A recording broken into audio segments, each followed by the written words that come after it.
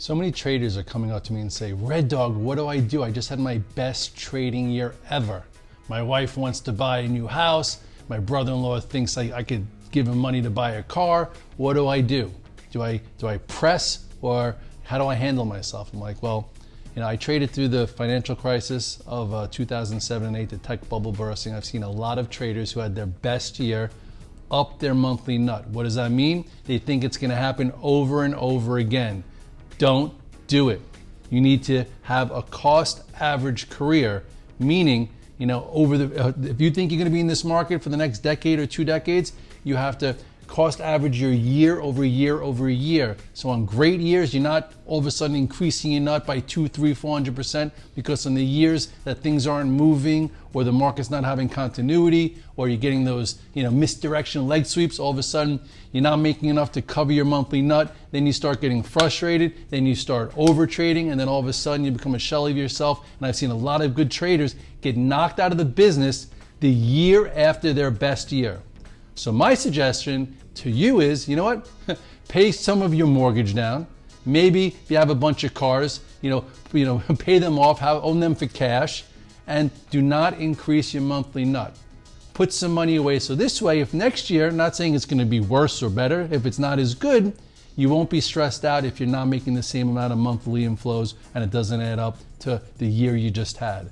So if you had a fantastic year this year, congratulations. There's been a lot of movement. A lot of guys like, Red Dog, are we just a lot better now, than we were? Because I know for you used to take 4 positions to 12 positions. Now you're taking 30 to 35 positions. Yes, we're all evolving. But I will say, moves that used to take 3 to 6 months are happening into 1 to 3 weeks. Moves that used to be 5 to 15% are 20 to 60%. So the increase in the velocity has been so much, just higher, that I would say that we are getting better and we are learning. But if you are getting rewarded well for doing the right thing, where all of a sudden, up 7%, if you took out a day 1 for day 2, it's like normal. So that doesn't always happen in different types of markets. So just appreciate what happened this year. Pay down some bills, put some more money in your son or daughter's 529. Just put some cash away. Don't let it burn a hole in your pocket. So this way, you could trade with free will, not with your back against the wall. Because if you have, a nice, confident, real good mindset, chances are you can handle every market. And we'll just continue to make progress, and we'll let 2021 roll in. That's my answer to your question. I don't care who was on the TV set, even me. Nobody knew what would happen this year. So when you don't know what's going to happen, what do? You fall back on your process. What's my process? I use moving averages. What do moving averages tell me?